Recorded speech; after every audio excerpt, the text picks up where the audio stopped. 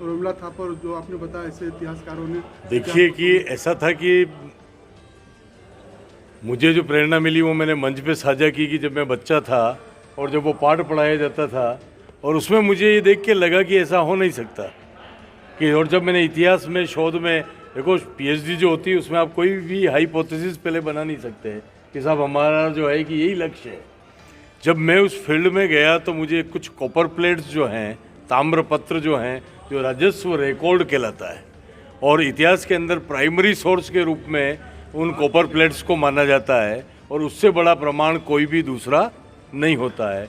उसके आधार पर जब राजस्व के पट्टे प्रताप के नाम के हैं, वहाँ का टैक्स प्रताप को जा रहा है, वहाँ की ज़मीन के पट्टे प्रताप इशू कर रहे हैं हल्दी घाटी के, वहाँ सिक्का प्रताप का चल रहा है, वहाँ पर जनता जो है आदेश प्रताप का मान रही है। भाई किसी के जीतने की निशानी क्या होती है? कोई किसी जगह को जीतता है तो क्या करता है? अपना सिक्का चलाता है, अपना फौजदार बनाता है, अपना कोई चौकीदार बिठाता है, उस क्षेत्र पर अपना अधिकार करता है और उस ज़मीन के पट्टे जारी करता है। तब वहाँ पर ये ऐसा कुछ भी नहीं मिला और जो ताम्रपत्र बता रहे हैं कि वहाँ पर सारा अधिकार प्रताप का था, तो उसके बाद में मैं मानता हूँ कि जिन्होंने राजस्व हिस्ट्री पर काम किया है वो वैसे इतिहासकार भी मौन हो गए, उनको लगा कि राजस्व रिकॉर्ड के आगे हम नहीं बढ़ सकते। और फिर मानसिंह को जो सज़ा मिली है, आप समझिए हल्दी घाटी का जो युद्ध लड़ने के लिए जो आया है और 5 गुनी सेना है, जितनी सेना हल्दी घाटी में प्रताप की उससे 5 गुनी सेना जो है वो मुग़ल सेना है, जिसके ऊपर इतना खर्चा किया है अकबर ने। उसके प्रति ये नाराज़गी आप देखिए कि उसको फर्जंद की उपाधि थी मानसिंह को, बेटा। फर्जंद यानी अर्थ होता है बेटा, तो अकबर जिसे बेटा कहता था उसको ये सज़ा दी जा रही है हल्दी घाटी के बाद में कि आपको 6 महीने तक शक्ल नहीं बतानी है। 3 महीने नहीं, 6 महीने तक आपको शक्ल नहीं बतानी है। तो ये चीज़ें बताती है कि हल्दी घाटी के युद्ध में मुग़ल सेना की पराजय हुई थी और महाराणा प्रताप की विजय हुई थी। वर्तमान समय में सर युवाओं को महाराणा प्रताप के जीवन से क्या प्रेरणा मिली? देखिए मैंने सबसे बड़ी जो प्रेरणा है वो ये है कि हम आज भी इस तलाश में रहते हैं कि हम जीरो बन के किसी के पीछे लग जाएं। हम एक बनने की कोशिश नहीं करते हैं। आप एक बन गए तो जीरो पीछे लगते हुए चले जाएंगे। प्रताप के समय में भी आप देखें कि सारे जितने शासक थे सबने अकबर की अधीनता स्वीकार कर ली थी, लेकिन प्रताप एक बने और उसके पीछे जीरो लगते रहे। आज हम प्रताप को याद करते हैं, इसलिए याद कर रहे हैं 500 सालों के बाद में कि अगर वो भी जीरो बन के गुलामी शुरू कर देते, वैसे ही शासक बन जाते जैसे दूसरे थे, तो आज युवा पीढ़ी के लिए सबसे बड़ी चीज़ जो है कि उनको हमेशा अपने संकल्प शक्ति उनके अंदर होनी चाहिए कि जो इच्छा शक्ति है वो निश्चित रूप से उनके अंदर हो और संघर्ष करने का मादा होना चाहिए। अच्छा, इस दुख को देखने छुपाया का। गया, इसमें किसका दोष है? देखिए कि दोस्तों सत्य को पहले बात तो ये कि कभी सामने लाया ही नहीं गया, हिम्मत नहीं होनी चाहिए, ठीक है, और लाने के बाद में तो छिपाया जाता है, लाने के बाद छिपाया जाता है, लेकिन जब उससे प्रकट ही नहीं होने दिया गया तब छिपाने की चीज़ तो बाद में आ रही है। पहली बार ये मेरे शोध के माध्यम से ये चीज़ें प्रकट हुई जिनको, क्योंकि 500 सालों से जो चीज़ें जमी हुई है, सोचिए कि 500 सालों से जो चीज़ें जमी हुई है कि हल्दी घाटी का युद्ध प्रताप हारे थे, अब उसको इतिहास में बदलना, गेम चेंज करना, गेम चेंजर का नाम दिया मुझे मीडिया ने कि गेम चेंज करना, कितने लोगों से मुझे लड़ना पड़ा होगा, कितने तर्क मुझे देने होंगे। इतिहास में बिना एविडेंस के आधार पर कोई भी चीज़ मान्य नहीं होती है। आज आईएएस के जो बच्चे कंपटीशन दे रहे हैं वो भी मैं मानता हूँ कि चंद्रशेखर को पढ़ते हैं हल्दी घाटी के रेफरेंस में, उनको पढ़ना पड़ता है।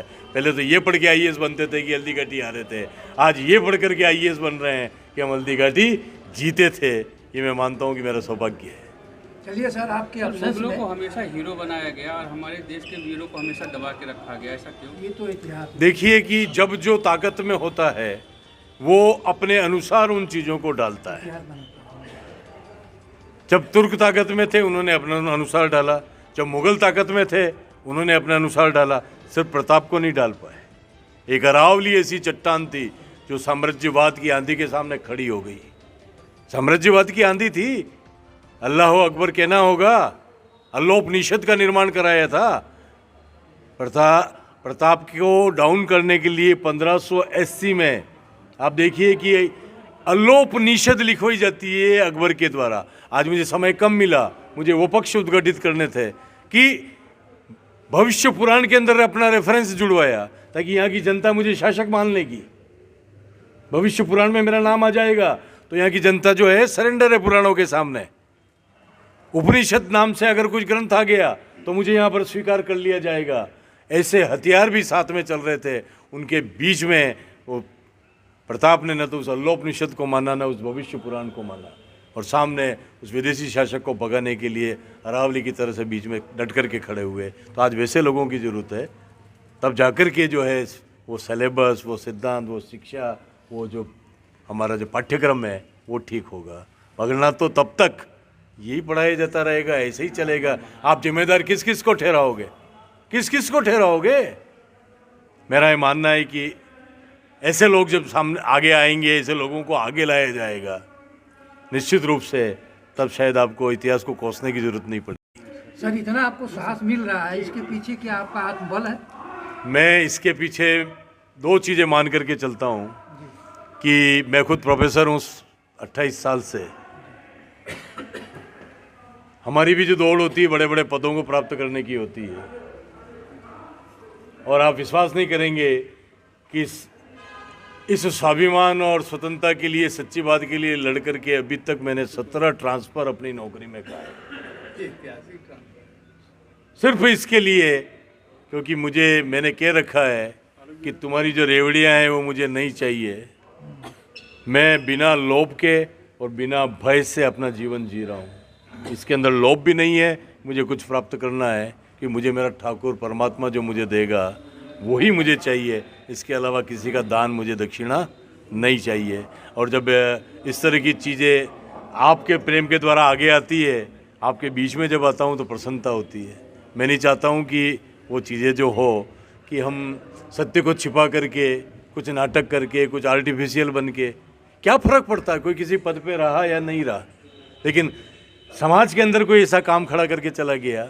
प्रताप आज क्या करके गए 500 सालों के बाद में? प्रताप ने कौन सा धन दौलत माया बांट दी थी बताइए आप? सोने की असरफियाँ तो मुगल शासक बांट रहे थे, प्रताप ने तो नहीं बांटी। प्रताप ने क्या बांटा? प्रताप ने चरित्र बांटा, स्वतंत्रता बांटी, स्वाभिमान बांटा, आपको आत्मसम्मान दिया। तो आज उन चीज़ों की कदर है, और लंबे समय तक कदर जो है उन चीज़ों की रहती है। मैं सर आजमगढ़ की ये